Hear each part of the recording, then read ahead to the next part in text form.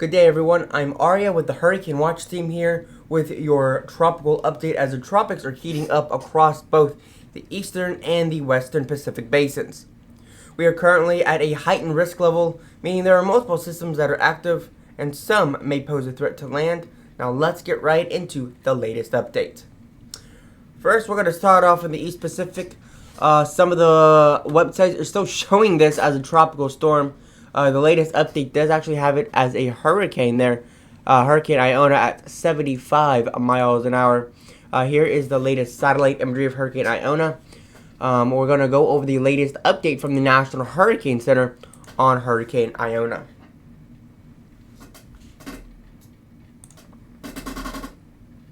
Iona has quickly strengthened into a hurricane with those winds reaching 75 miles an hour. It's currently moving to the west at about 10 miles an hour, 17 kilometers an hour. That air pressure is at 994 millibars. Fortunately, there are no coastal watches or warnings in effect. However, with this storm, as it continues to move westward, it is expected to continue to intensify and is even expected to reach Category 2 intensity at 100 miles an hour. Fortunately, this storm will remain well to the south of Hawaii, well to the south. Worst of anything, you may even see some rip currents or some pretty big waves there to the south of southern portions of Hawaii, where we do have these swells that will move outwards towards Hawaii. That would be the biggest concern. If we take a look at Hurricane Iona, we take a look at the true color, we can get a bit of a better view. There's Hawaii right there. So as the storm continues its track off to the west, we will begin to see these swells make its way towards Hawaii. I'm just going to quickly outline Hawaii right here really quickly so it's easier to see. Mainly more concerned about the Big Island right now. So as the storm continues its track off towards the west, we will really see these swells make its way towards Hawaii here. And we could see some rip currents, particularly along the southern portion, southern coasts there of Hawaii. And as the storm continues to intensify, we have a tropical depression off to the east there, which we are watching at is expected to intensify into a tropical storm, not into a hurricane, fortunately, at this time. We are going to take a look at the models and see what all the models are showing as well for these two systems. So first off, let's take a look at H-Wharf. Here it is. Air pressure is already higher than it is at the latest update. As you can see, we do see some tightening up of that core. We do get an eye developing. We may even get into the mid 970s. As it says intensify, we could actually get a pretty decent eye wall. But again, as you can see, this is well out of the reach of Hawaii, where we could see those winds over 70 knots, between 70 and 80 knots. As the storm is expected to continue to intensify. It does show winds only at 44 knots.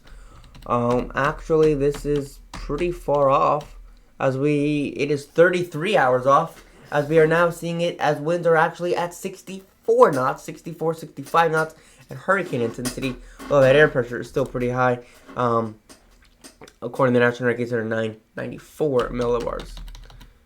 So we do expect the storm to continue to intensify into a strengthening more into a hurricane.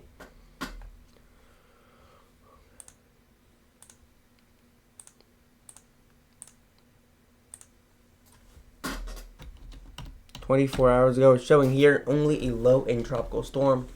Shows in. Still gonna take a while. Shows that it will take another 24 hours before it become a hurricane, and it has already reached that hurricane intensity. One model showing a little bit more intense at about 90 knots at the wind speeds it topping off at. So all of these models are showing everything to be a little bit different. Some of them showing it to be a little bit stronger. Some of them showing it to be a little bit on the weaker side. This one doesn't even show it becoming a hurricane, I don't think. Maybe. Oh, there's that now. I don't know. 69 knots. Barely hitting hurricane intensity. But there's already at 64, 65 knots right now. And as it is, it continues to intensify as it makes its way off to the west.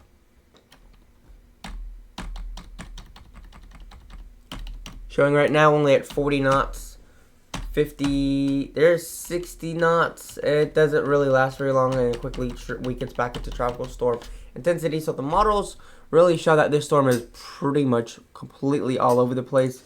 So the majority of the models do show it reaching into category. A majority of the models show it high in category 1, low in category 2, which is where the National Hurricane Center has it at about 100 miles an hour at its peak. Some models show it category 3, but that seems a little bit on the aggressive side. We don't think it's going to hit that. We're going to go with the Hurricane Center showing at around a peak of 100 knots, or 100 miles an hour, 100 miles an hour, as it's not expected to hit category 3 intensity, which would be 100 knots, 115 miles per hour. However, we do want to go and take a look at the Central Pacific. So we have this system, and then we have a tropical depression right behind it, which is expected to reach tropical storm status momentarily before weakening into a tropical depression and dissipating rather quickly. Got more storms getting a little bit closer to Hawaii, but that's going to be later on down the line, as that is quite a ways from now. Particularly more worried, particularly about the East Pacific, as we are expected to see storms flaring up left and right, as Matt and Julian oscillation will favor more of a upward motion in the atmosphere, meaning that there's going to be a heightened risk of seeing tropical activity take off there in the East Pacific. The conditions will be more favorable for tropical storm and tropical activity in the East Pacific. None of these tropical systems will be impacting Mexico or Central America at all. The only risk, if any, really will be you will see some rip currents and some pretty big waves, especially if some of these get a little bit on the closer side to Mexico. Like that one right there, that's getting a little close there. May even see some outer bands approaching the coast of Mexico. We'll have to watch that. But again, these are all much later. We only really need to see 100 all the way up to 126 hours. Anything really beyond that becomes unpredictable. Taking a look at the West Pacific, as we have noticed that there are still some storms out there. Could intensify some more there, as you can see there. But really it isn't until later on into the forecast that we could see some more storms develop. But we're going to have to continue to monitor the tropical activity there in the West Pacific. Going back to Iona, I want to take a look at the I don't know if the European model. Yeah, European model for Iona there.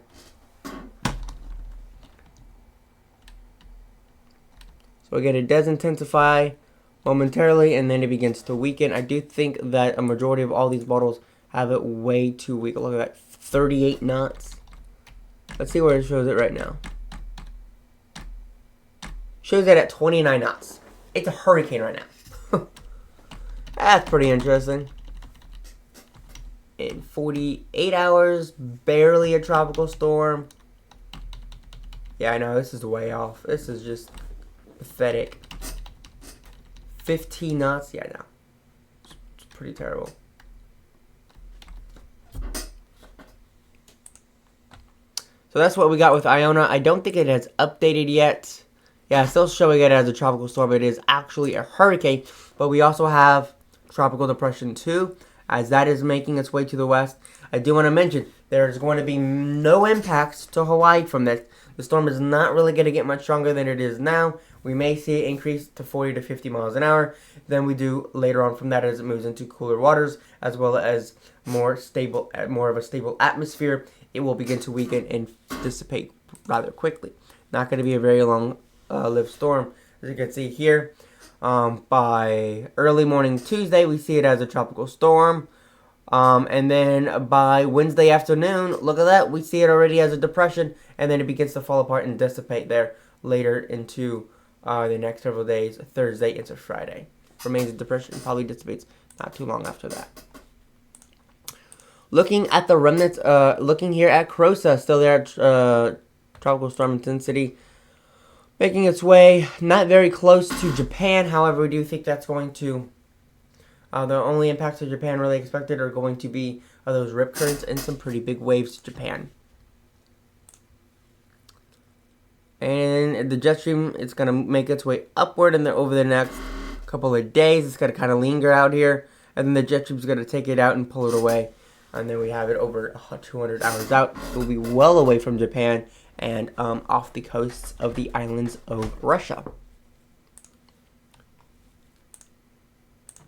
Komei is really the only storm that we were concerned about. They were expecting rapid intensification. Now they're expecting probably not even tropical storm force winds for Shanghai. As the storm has actually weakened back to depression status, we do expect an intensity up to 35 to 40 knots, but then it will weaken as it passes by Shanghai on the east coast of China. And last but not least, we do have the remnant here. We got Tropical Depression 98E, which looks pretty terrible as there's no longer any convection near the center of circulation. I expect that to be completely, pretty much completely gone here.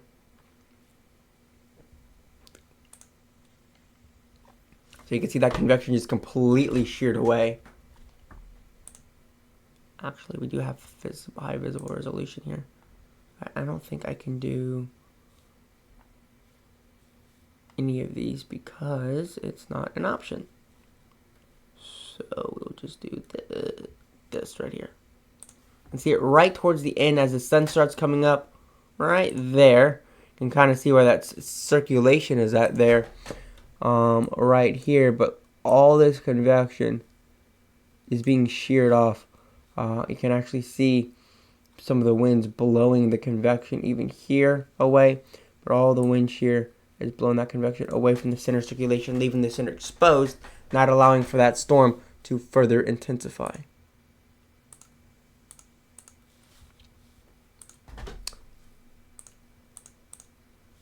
Again, taking a look back at the East Pacific, you can kind of see some of those storms just going to completely fall apart. But we are expecting some more storms intensifying there in the East Pacific, which we did mention earlier.